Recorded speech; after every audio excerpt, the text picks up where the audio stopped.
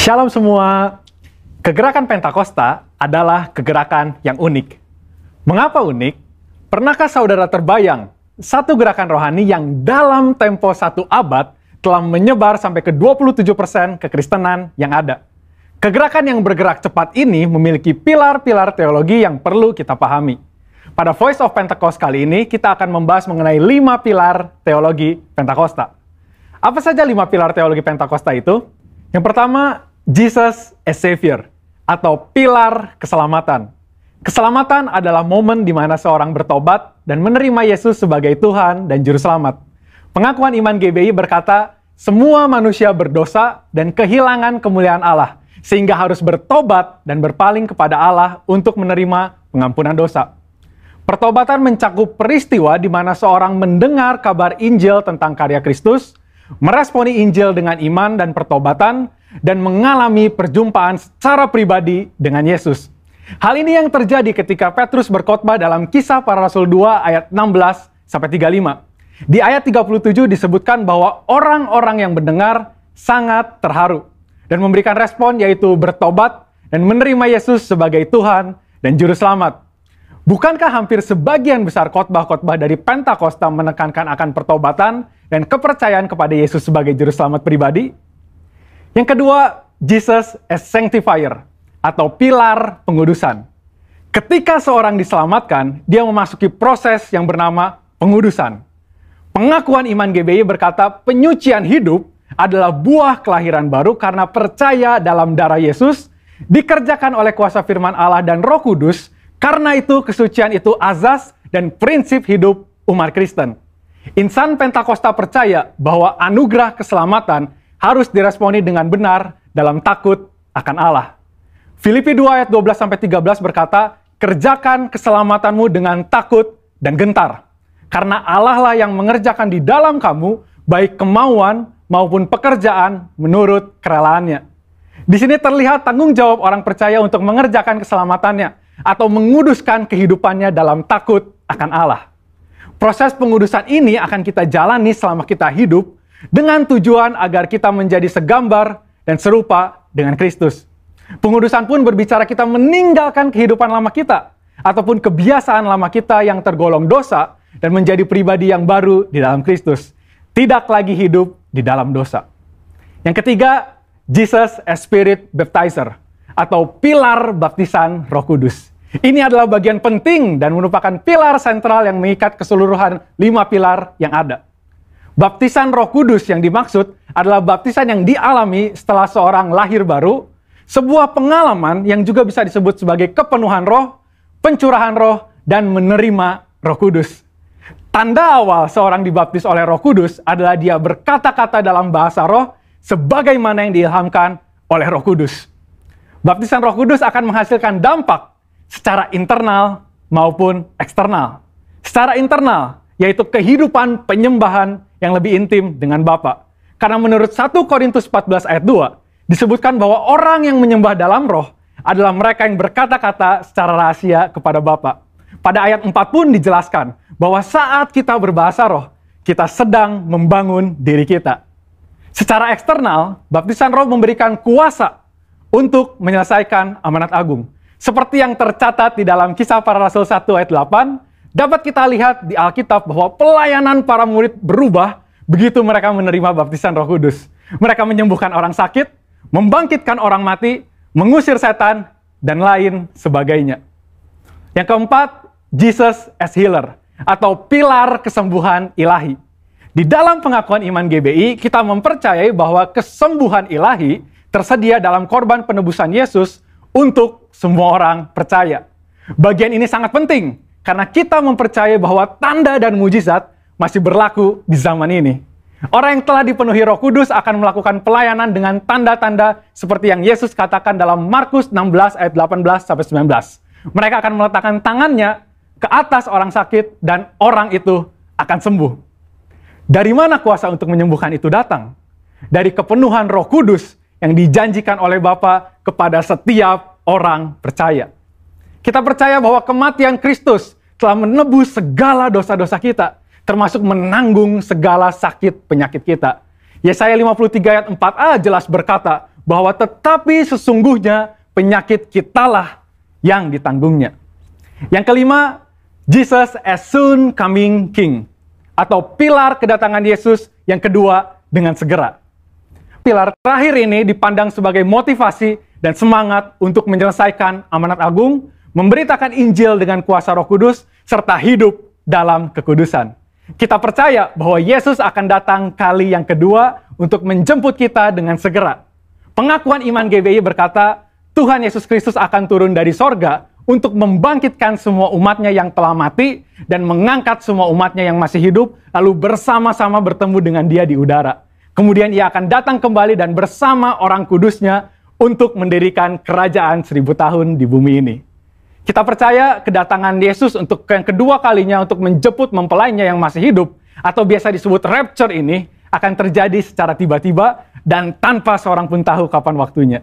Ketidaktahuan kapan Yesus akan datang inilah yang akan mendorong setiap kita untuk dapat mempersiapkan diri sebaik-baiknya dan tetap hidup dalam integritas.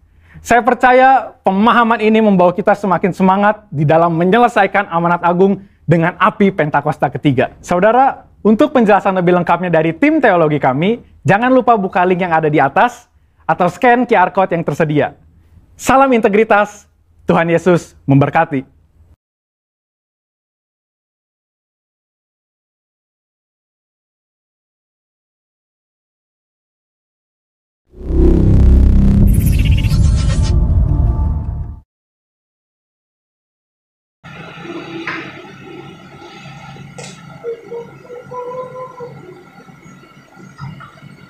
Shalom jemaat yang dikasihi Tuhan.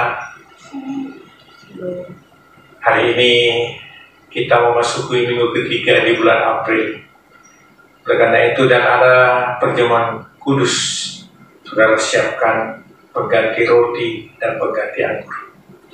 Tapi semuanya itu sebelum kita mulai ibadah online kita ini, mari kita tundukkan kepala dan kita berdoa. Bapa di sorga, terima kasih Tuhan atas kasih dan tuntunan Tuhan kami sampai pada minggu ketiga bulan April ini Bapa. Terima kasih Tuhan, sertai dari awal pertengahan sampai akhirnya Engkau menyertai kami, memberkati kami. Kau hadir dalam ibadah kami ini Tuhan. Terima kasih Bapa. Di dalam nama Yesus Kristus Tuhan, jemaat yang haus dan rindu mengikuti ibadah ini dan rindu lawatan Tuhan, mari kita sama-sama katakan amin.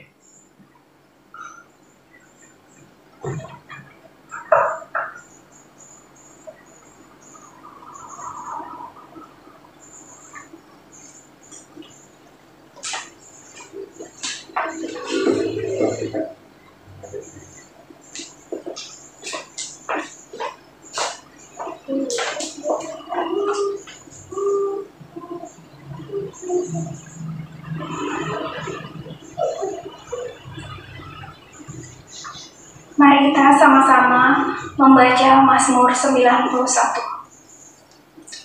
Dalam lindungan Allah, orang yang duduk dalam lindungan yang maha tinggi dan bermalam dalam naungan yang maha kuasa, akan berkata kepada Tuhan, tempat perlindunganku dan kubu pertahananku, Allahku yang kupercayai. Sungguh, dialah yang akan melepaskan engkau dari jerat penangkap burung dan dari penyakit sampar yang busuk. Dengan kepatnya ia akan melindungi engkau, di bawah sayapnya engkau akan berlindung, kesetiaannya ialah perisai dan pagar tembok. Engkau tak usah takut terhadap kedahsyatan malam, terhadap panah yang terbang di waktu siang, terhadap penyakit sampar yang berjalan dalam gelap, terhadap penyakit menular yang mengamuk di waktu petang. Walau 1000 orang rebah di sisimu dan 10.000 di sebelah kananmu, tetapi itu tidak akan menimpamu. Engkau hanya menontonnya dengan matamu sendiri dan melihat pembalasan terhadap orang-orang fasik. Sebab Tuhan ialah tempat perlindunganmu, yang maha tinggi telah kau buat tempat perteduhanmu. Malapetaka tidak akan menimpa kamu, dan tulah tidak akan mendekat kepada kemahmu. Sebab malaikat-malaikatnya akan diperintahkannya kepadamu untuk menjaga engkau di segala jalanmu. Mereka akan menatang engkau di atas tangannya, supaya kakimu jangan terantuk kepada batu. Singa dan ular tedung akan kau langkahi, engkau akan menginjak anak singa dan ular naga. Sungguh hatinya melekat kepadaku, maka aku akan meluputkannya. Aku akan membentenginya sebab ia mengenal namaku. Bila ia berseru kepadaku, aku akan menjawab. Aku akan menyertai dia dalam kesesakan. Aku akan meluputkannya dan memuliakannya. Dengan panjang umur akan kukenyangkan dia, dan akan kuperlihatkan kepadanya keselamatan daripadaku. Amin.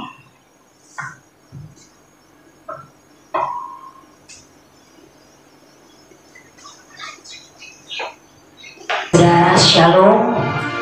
Kita mengucap syukur kalau saudara saat ini mempersiapkan waktu dan diri saudara untuk masuk ke dalam hadirat Tuhan lebih lagi. Mari saudara siapkan hati saudara. Dimanapun saudara berada saat ini, luangkan waktumu, persiapkan dirimu sungguh-sungguh, bahwa engkau akan bertemu dengan Tuhan. Engkau akan masuk dalam ruang maha sucinya Tuhan. Terima kasih Tuhan Yesus, terima kasih Bapa. Tuhan, kemanakah kami dapat pergi menjauhi Roh-Mu Bapa? Tidak ada yang bisa melepaskan kami dari kasih-Mu, karena Engkau sahabat buat kami. Hanya Engkau yang terdekat buat kami. Engkau ada di sekitar kami, Engkau ada di sekeliling kami. Biarlah Tuhan, saat ini kami datang ke hadirat-Mu sebagai wujud pengabdian kami kepada-Mu. Terima kasih Tuhan Yesus.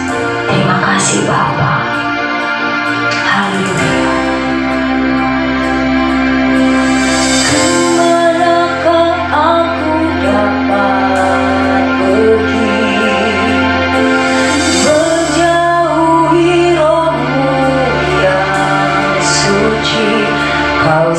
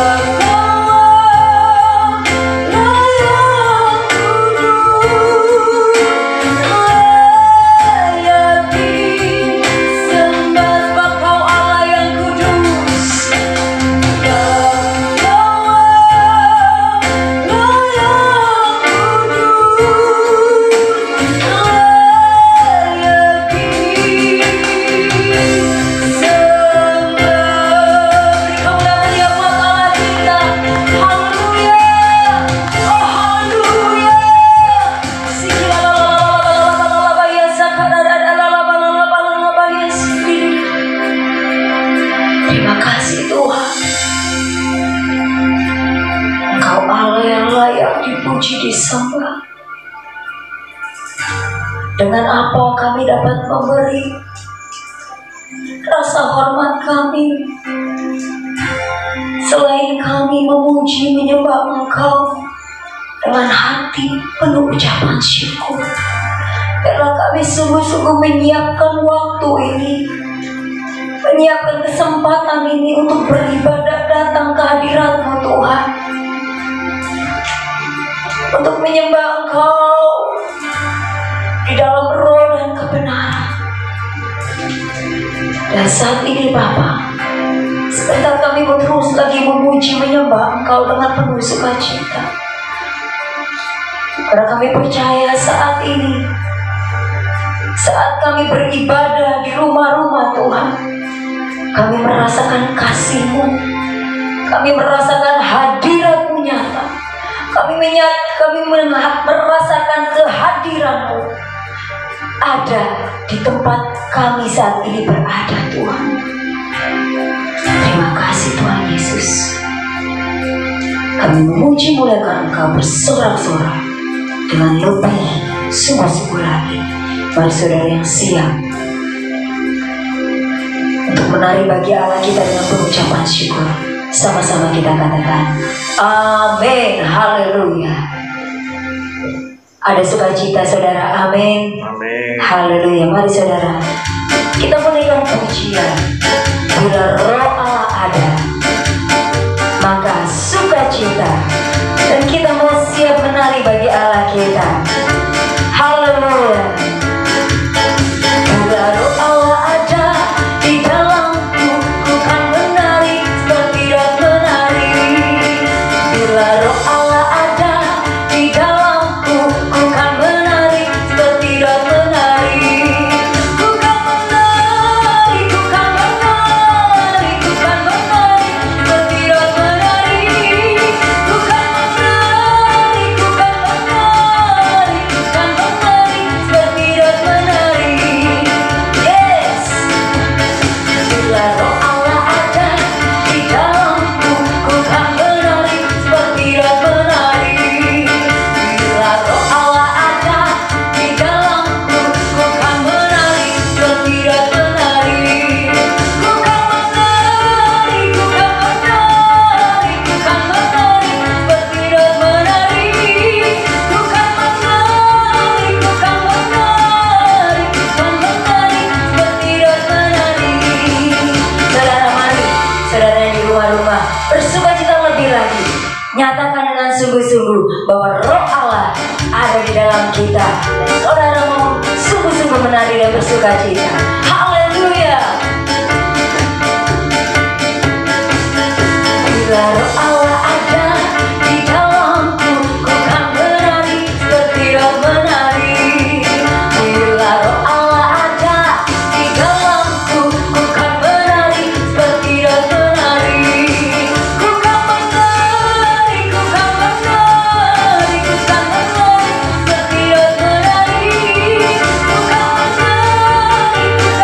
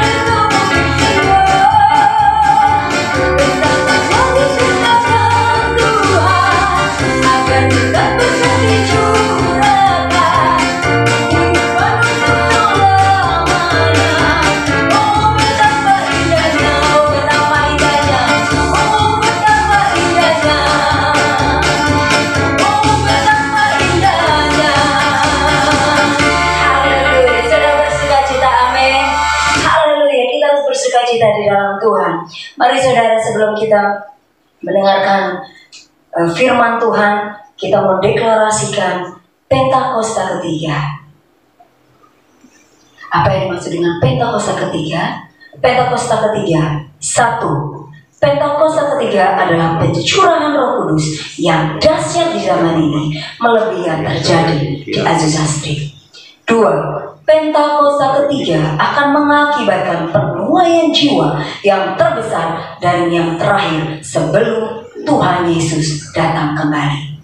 Tiga, Pentakosta ketiga akan membangkitkan generasi Yeremia, yaitu anak-anak muda yang dipenuhi Roh Kudus, cinta mati-matian kepada Tuhan Yesus, tidak kompromi terhadap dosa, dan akan bergerak untuk memenangkan jiwa.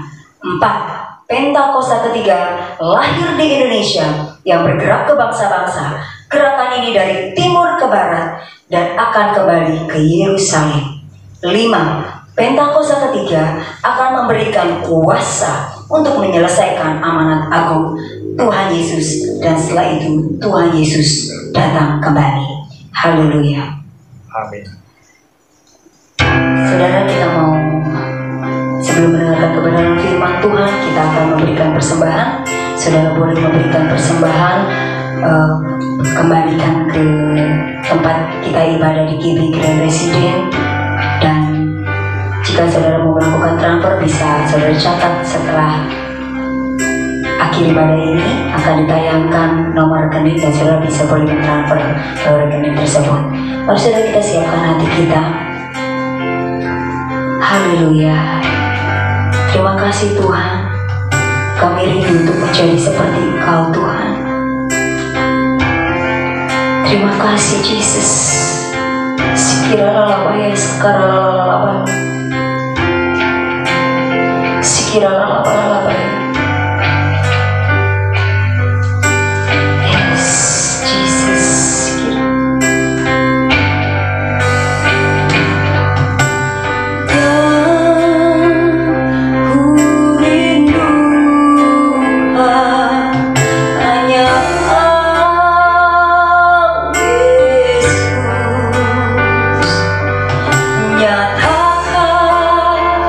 Pribadi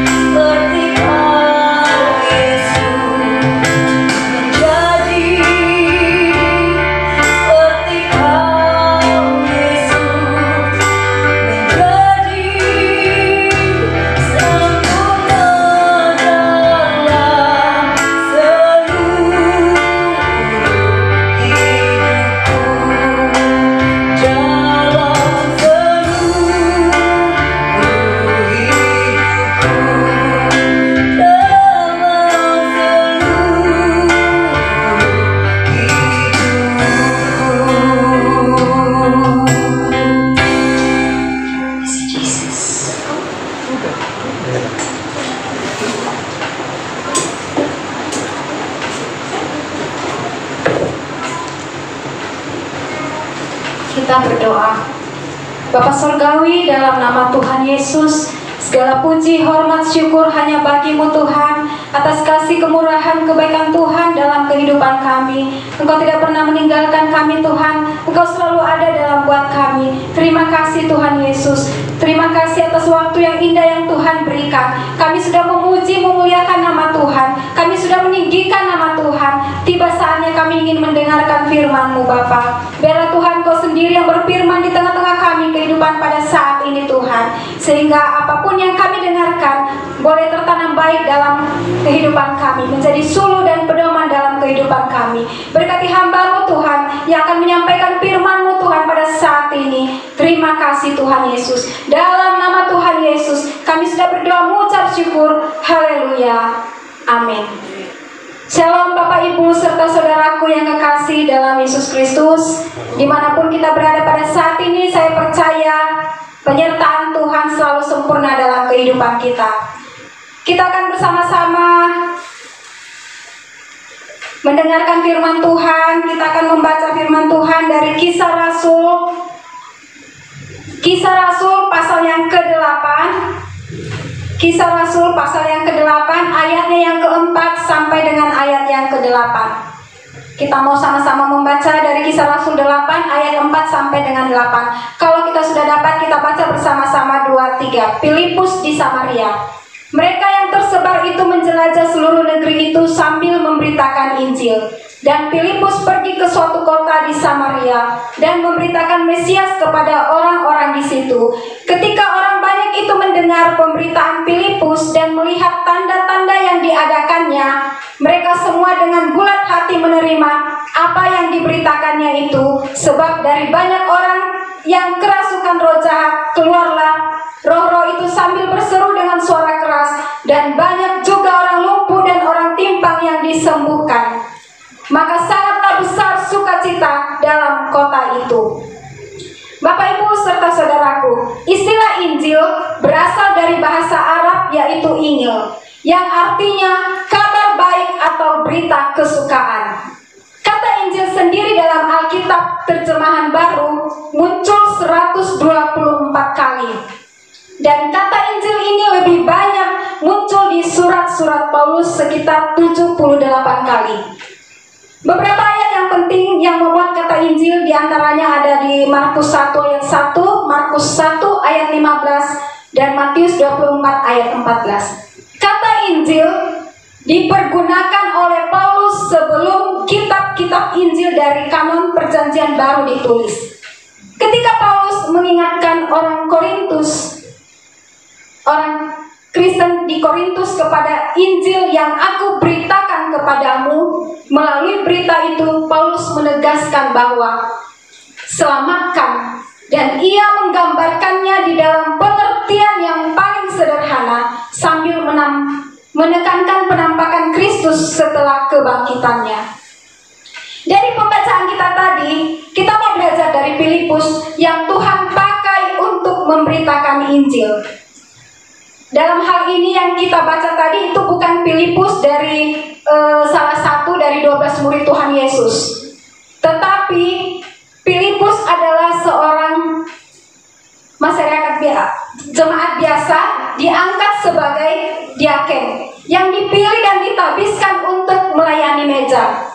Tetapi karena Filipus sudah melayani sebagai diaken dengan baik, ia beroleh kedudukan yang baik dan dapat bersaksi dengan leluasa sehingga ia diangkat sebagai penginjil. Bapak Ibu serta saudaraku, kalau kita melihat, kita mundur, kita melihat di Kisah Rasul pasal yang ke-6, Kisah Rasul pasal yang ke-6 ayat 1 sampai dengan ayat yang ke-5, kita membaca, pada saat itu ketika jumlah murid makin bertambah, timbullah sungut-sungut di antara orang-orang Yahudi yang berbahasa Yunani terhadap orang-orang Ibrani, karena pembagian kepada janda-janda mereka diabaikan dalam pelayanan sehari-hari. Berhubung dengan itu, ke-12 murid itu memanggil semua murid berkumpul dan berkata, kami tidak merasa puas karena kami melalaikan firman Allah untuk melayani meja. Karena itu saudara-saudara, pilihlah 7 orang dari antaramu yang terkenal hikmat, supaya kami mengangkat mereka untuk tugas itu, dan supaya kami sendiri dapat memusatkan pikiran dalam doa dan pelayanan firman. Usul itu diterima baik oleh seluruh jemaat. Lalu mereka memilih Stefanus, seorang yang penuh iman dan Roh Kudus, dan Filipus, Prokorus, Nikanor, Timon, Parmenas, dan Nikolaus, seorang penganut agama Yahudi dari Antioquia. Kalau kita mau lihat di sini, yang Filipus tadinya hanya seorang jemaat biasa, tetapi ketika jumlah jemaat di gereja mula-mula semakin bertambah di Yerusalem, maka timbullah sungut-sungut di antara jemaat yang berbahasa Yunani terhadap jemaat yang berbahasa Ibrani. Penyebabnya adalah karena pelayanan sosial sudah terabaikan. Pelayanan terhadap janda-janda sudah terabaikan.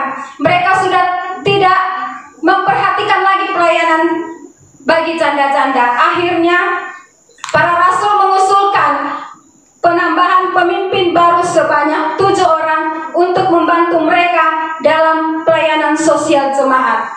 Sehingga mereka bermaksud dengan penambahan pemimpin-pemimpin baru, pelayanan meja bisa mereka lakukan.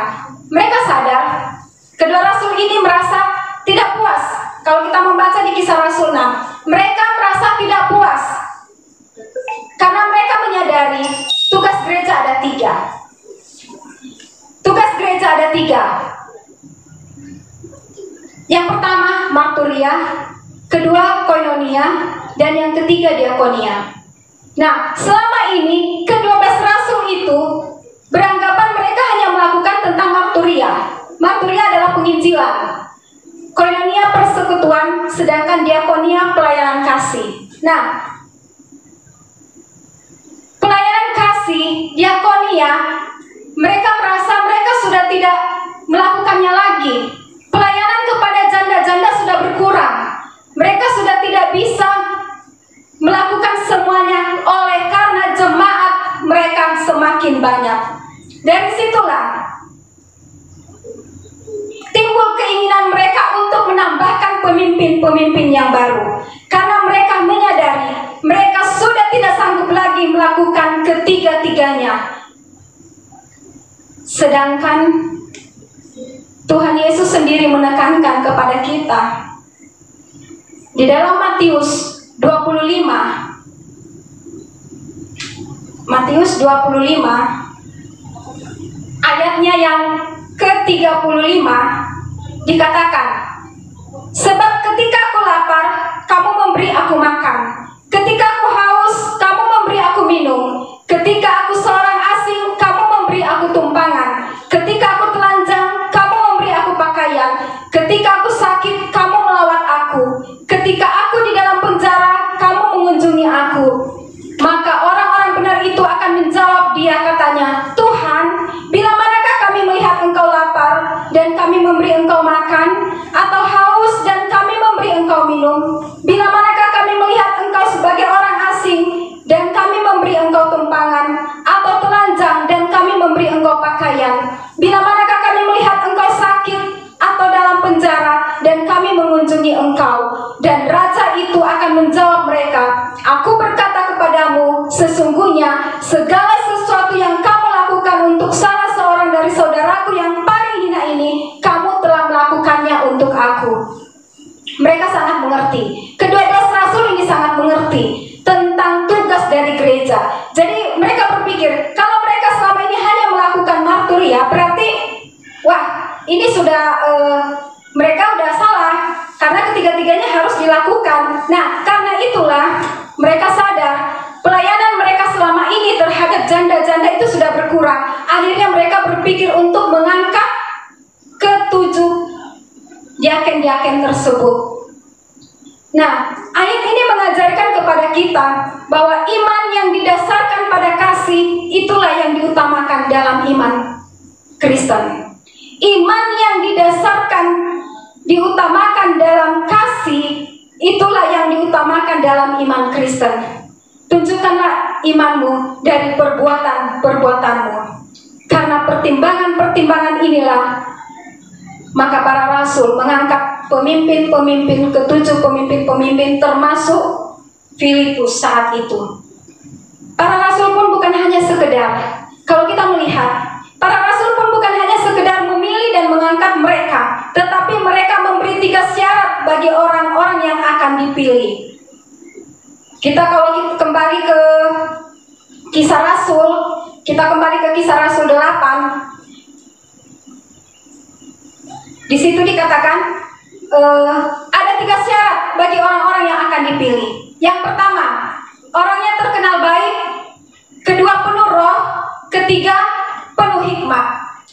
Dan salah satu dari mereka yang dipilih itu sebagai diaken adalah Filipus. Karena syarat para diaken yang dipilih tersebut adalah terkenal baik, penuh roh dan penuh hikmat. Sedangkan Filipus terpilih menjadi salah satu dari ketujuh diaken itu.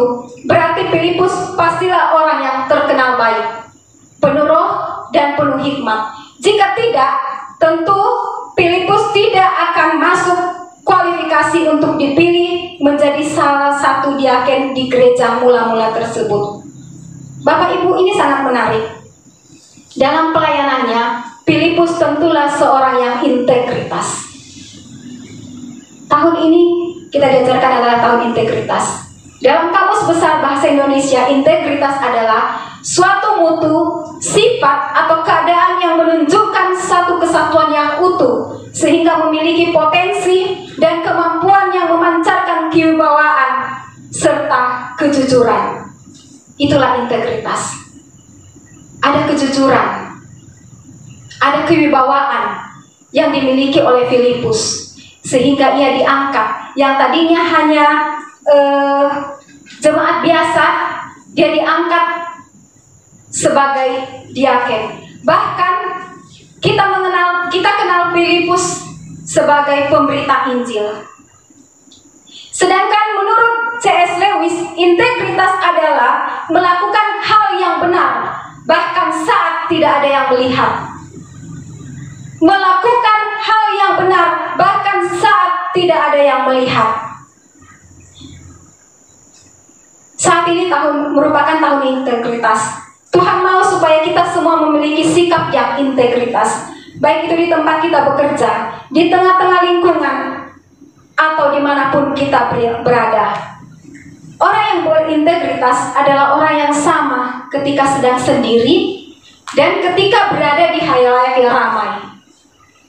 Sikapnya tidak akan pernah berubah, wataknya tidak akan pernah berubah, kerendahan hatinya tidak akan pernah berubah, kejujurannya tidak akan pernah berubah, walaupun dia sendiri atau di tempat keramaian.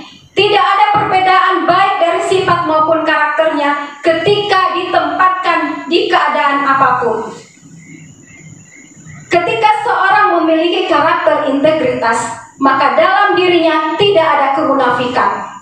Dia dapat bertanggung jawab secara personal, keuangan dan tindakan, bahkan motivasinya murni. Jadi pertanyaan buat kita semuanya pada saat ini, buat saya dan saudara, sudahkah kita melakukannya? Apakah motivasi kita, pelayanan kita selama ini benar-benar murni? Apakah yang kita lakukan selama ini benar-benar kita sudah melakukan integritas? Jawabannya ada pada diri kita masing-masing. Bapak, Ibu, serta saudaraku, kalau kita membaca dalam Kisah Rasul 8 ayat 4, mereka menjelajah seluruh negeri sambil memberitakan Injil. Kisah Rasul 8 ayat 4 dikatakan bahwa mereka yang tersebar itu menjelajah seluruh negeri sambil memberitakan Injil. Mereka menjelajah seluruh negeri itu sambil memberitakan Injil.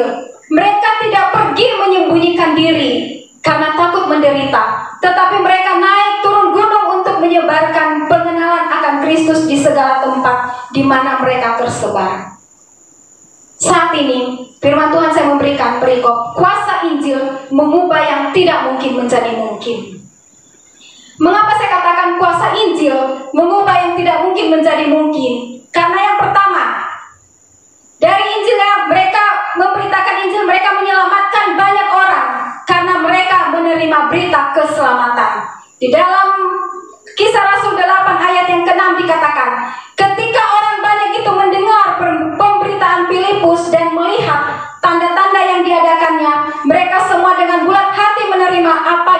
diberitakannya.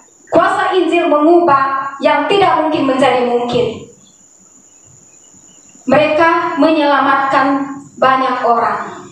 Apapun keadaan kita pada saat ini, persoalan hidup kita pada saat ini, pergumulan kita percaya Allah yang kita sembah, Allah yang sangat dahsyat, Allah yang sanggup melakukan perkara, Allah yang sanggup melakukan segala sesuatunya. Yang bagi kita itu mustahil, namun bagi Allah tidak ada yang mustahil.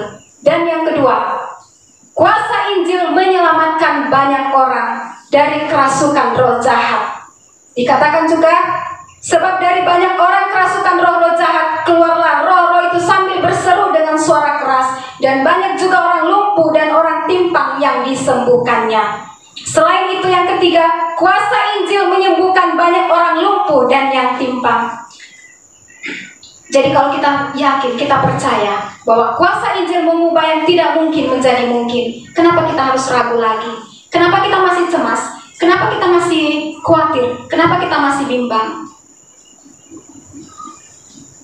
Bapak, Ibu, serta saudaraku yang kekasih dalam Yesus Kristus, akibat dari Injil yang diberitakan adalah yang pertama, menimbulkan sukacita yang besar. Di dalam Kisah Rasul 8 ayat 8, maka sangatlah besar sukacita dalam kota itu. Akibatnya, menimbulkan sukacita yang besar. Mereka percaya kepada Filipus dan memberi diri mereka dibaptis dalam iman kepada Kristus. Dan yang kedua, menaklukkan kuasa sihir yang merajalela di kota Samaria dan mempertobatkan Simon tukang sihir. Di dalam Kisah Rasul 8 ayat yang ke-13 dikatakan, dan mereka mengikutinya karena sudah lama ia menakjubkan mereka oleh perbuatan sihirnya. Itu adalah Simon. Tapi karena melalui pelayanan dari Filipus, Simon yang tukang sihir akhirnya pun bertobat. Yang ketiga, akibat dari Injil diberitakan, Roh Kudus turun atas orang-orang Samaria yang percaya setelah penumpangan tangan para rasul. Saudara-saudaraku, Filipus mengerjakan tugas pelayanannya dengan baik. Bahkan ia mampu menerobos kota Samaria dan memenangkan jiwa di sana. Salah satunya adalah memenangkan seorang kepala bendahara Sri Kandake, Ratu Ethiopia pada saat itu. Filipus bukan hanya menjadi pelayan meja, tetapi juga sebagai pemberita Injil yang berani. Bahkan keempat anak perempuannya dipenuhi Roh Kudus. Kalau kita membaca di Kisah Rasul 21 ayat 9, Filipus rajin memberitakan Injil sehingga ia dikenang terus sebagai pemberita Injil. Kebanyakan orang Kristen tidak mau memberitakan Injil karena merasa tidak mungkin.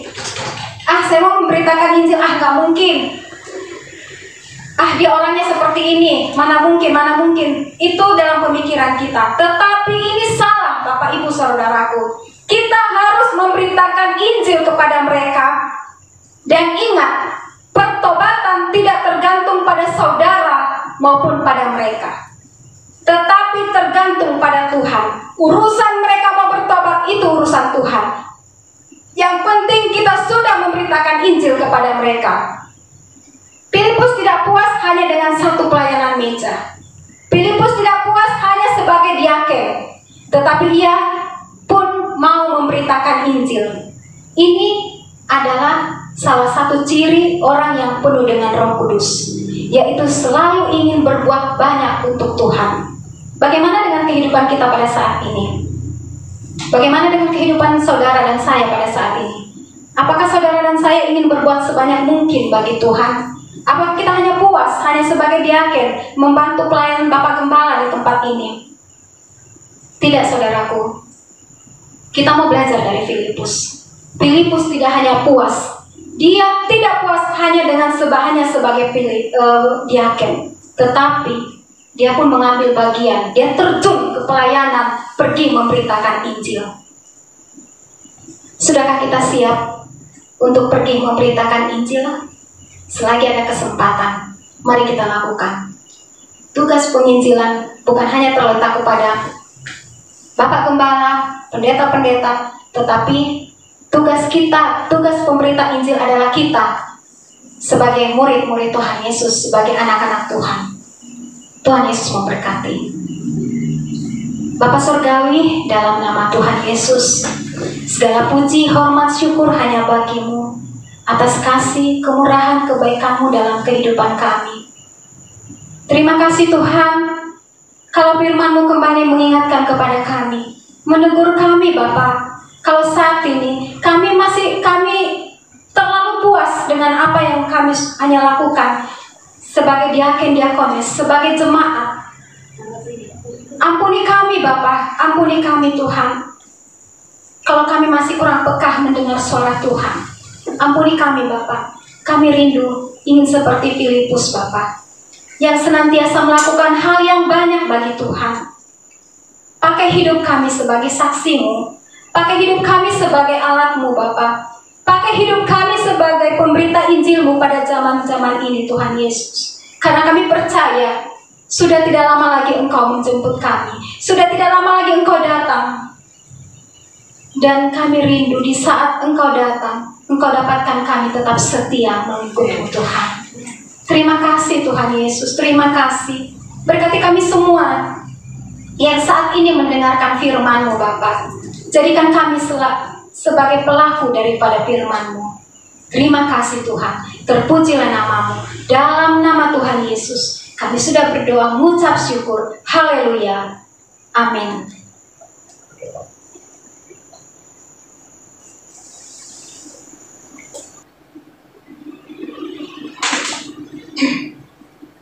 Saudara-saudara, mari kita masuk dalam perjamuan kudusnya Tuhan.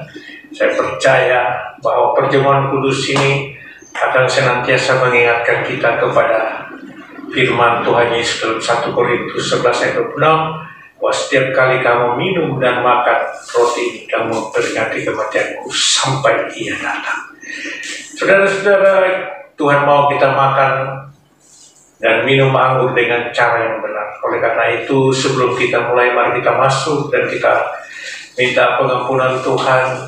Kita berdoa dan datang kepada Tuhan mengaku segala dosa kita. Haleluya.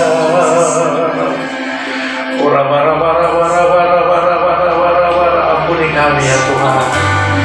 Kami akan menyatu dengan tubuh dan darah Tuhan Yesus.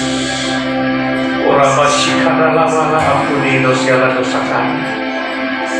Ampuni kami ya Bapa manusia yang banyak kesalahan ini, baik kepada Engkau pencipta kami, Tuhan kami, Allah kami, Juru Selamat kami, maupun kepada kami sesama kami manusia Tuhan, kepada saudara kami, kepada suami, kepada istri, kepada sahabat kami.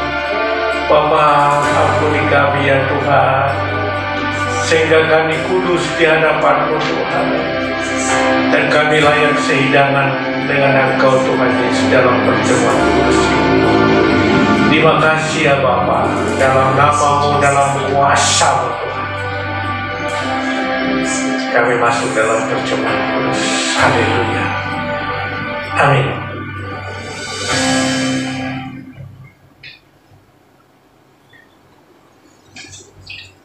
Sebab apa yang telah kuteruskan kepadamu telah kuterima dari Tuhan, yaitu bahwa Tuhan Yesus pada malam waktu yang diserahkan mengambil roti. Mari kita angkat roti kita. Dan sesudah mengucap syukur atasnya, ia memecah-mecahkannya dan berkata, inilah tubuhku yang diserahkan bagi kamu, perbuatlah ini menjadi peringatan akan aku. Saudara-saudara, bukankah roti yang kita angkat ini, yang atasnya kita ucapkan syukur dan kita pecah-pecahkan, adalah persekutuan kita dengan tubuh Yesus Kristus? Makanlah di dalam nama Tuhan Yesus Kristus.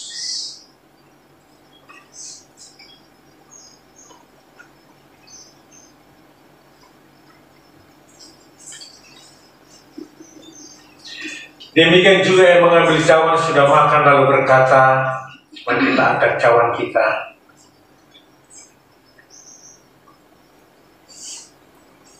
Cawan ini adalah perjanjian baru yang dimeteraikan oleh darahku. Perbuatlah ini setiap kali kau minumnya menjadi peringatan akan aku. Saudara-saudara yang dikasihi Tuhan, bukankah cawan yang berisi anggur ini dalam dan atasnya kita ucapkan syukur, ada persekutuan kita dengan tubuh Yesus, dengan darah Yesus Kristus. Minumlah di dalam nama Tuhan kita Yesus Kristus.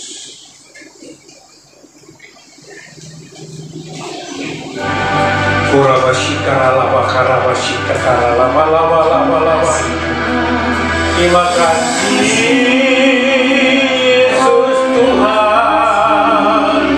Terima kasih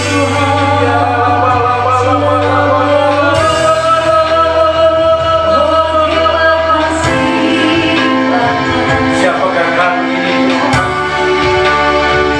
Sehingga Kau layakkan sehingga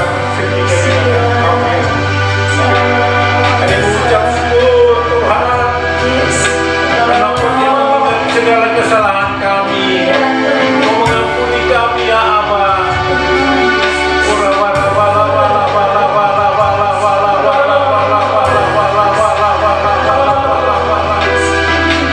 Terima kasih Tuhan Yesus. Terima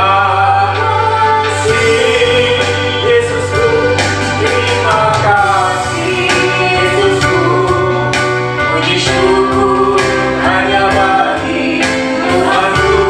Terima kasih Yesusku, terima kasih Yesusku, puji syukur hanya bagi Tuhanku. Sekali lagi katakan terima kasih. Terima kasih Yesusku, terima kasih Yesusku, puji syukur hanya bagi Tuhanku. Terima kasih Yesusku, terima kasih Yesusku, puji syukur hanya bagi Tuhanku. Puji syukur hanya bagi Tuhanku. Puji syukur hanya bagi Tuhan. Haleluya.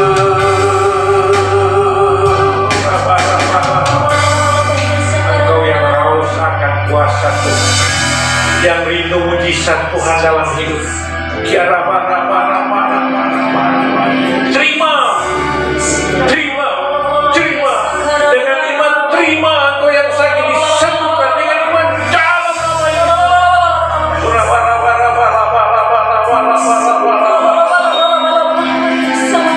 Yesus, terima kasih Tuhan. Terima kasih Bapa. Kami telah mengizinkan kehidupan dengan Engkau. Terima kasih Tuhan. Terima kasih dalam nama Tuhan Yesus. Kuasa-Mu hinggap di dalam hidup setiap anakmu, dalam rumah tangga, dalam pekerjaan, dalam usaha, dalam lingkungan anak-anakmu mereka berada Tuhan. Terima kasih dalam nama Tuhan Yesus kami berdoa dan mengucap syukur. Haleluya. Amin.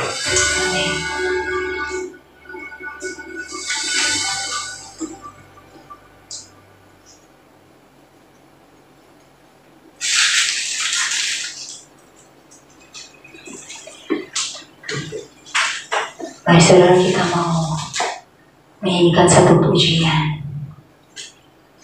Haleluya. Untuk menanggapi kebenaran firman Tuhan yang tadi boleh disampaikan. Haleluya Jesus.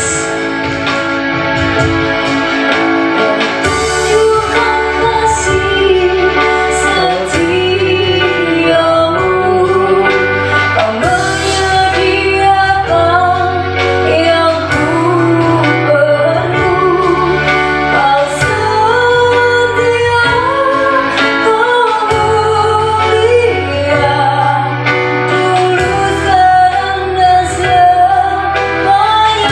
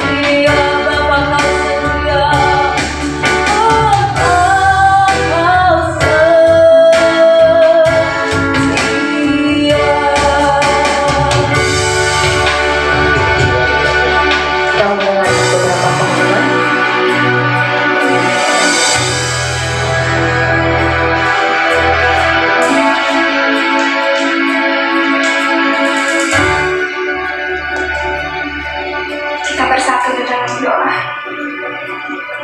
Bapa kami di dalam sorga, kami bersyukur Bapa untuk hari ini.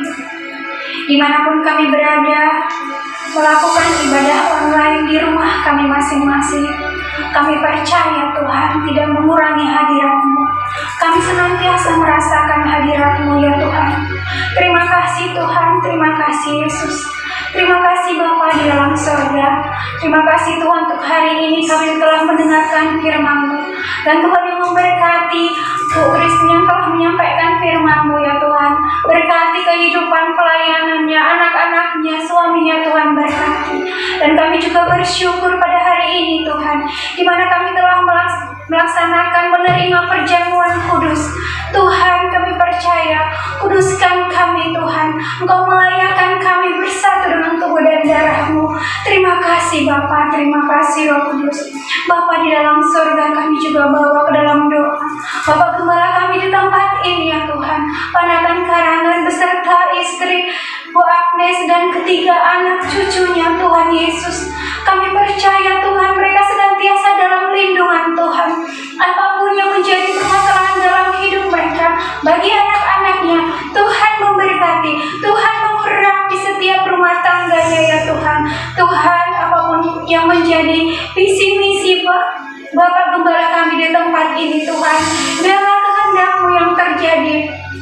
Tuhan, kami percaya kalaupun pelayanan mereka senantiasa keluar dari kota Bekasi Tuhan, itu semua adalah rencana Tuhan, itu semua adalah petunjuk Tuhan. Kami percaya Bapa, Tuhan memberkati setiap perjalanan mereka, pelayanan mereka dimanapun berada. Terima kasih Bapa, terima kasih Roh Kudus, berkati kesehatan, panjang umur Tuhan berikan. Tuhan, kami juga tidak lupa berdoa untuk Bapak pembina kami, Bapak Niko Nataro Harjo ya Tuhan, beserta keempat wakilnya dan keluarganya. Tuhan memberkati, bahkan Bapak Karayon kami Pak Andi Markus Tuhan berkati keluarganya, bahkan pelayanannya di kota Bekasi. Tuhan berkati. Terima kasih Bapak, terima kasih Roh Kudus. Kami juga bawa lingkungan gereja kami ke dalam tangan-Mu Tuhan, lingkungan Setu, bahkan Residen Tuhan Yesus. Tuhan, biarlah lawatan-Mu terjadi untuk lingkungan kami Bapak. Berkati Tuhan Setu sekitarnya, di lingkungan kami Tuhan. Kami percaya akan semakin banyak jiwa yang akan dimenangkan, dan terutama berikan kepada kami anak-anak Tuhan keberanian ya Bapa, agar kami semakin berani untuk memberitakan setiap firman-Mu. Mampukan kami berkata-kata seturut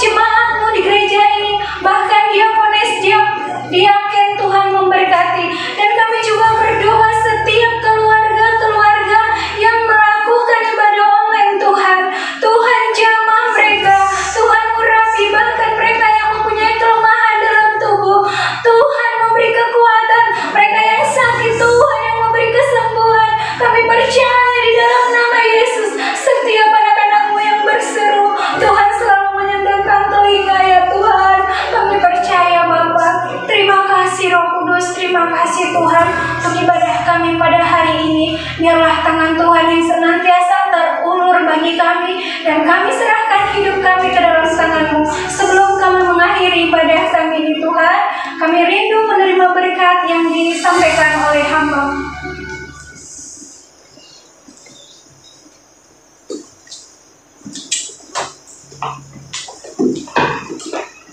Jemaat yang dikasihi Tuhan, dengan penuh sukacita dan berkat-berkat yang kita terima melalui firman Tuhan, melalui perjamuan kasih, kita percaya bahwa Allah kita bertahta di atas puji-pujian kita hari ini. Oleh karena itu, sebelum kita mengakhiri ibadah ini, terimalah berkat dari Bapa kita di surga. Anugerah yang berlimpah-limpah dari Allah Bapa di surga, di dalam putranya Yesus Kristus yang telah memberikan damai sejahtera turun atas jemaat semua pada hari ini, dan persekutuan dari Allah Roh Kudus yang semakin hari semakin intim, semakin mesra, berjalan bersama dengan Tuhan, menghidupi firman Tuhan, dan akan senantiasa menyertai, memberkati engkau kemanapun engkau pergi. Di dalam nama Yesus Kristus kita yang sudah terima berkat Tuhan dan percaya, sama-sama katakan amin, haleluya.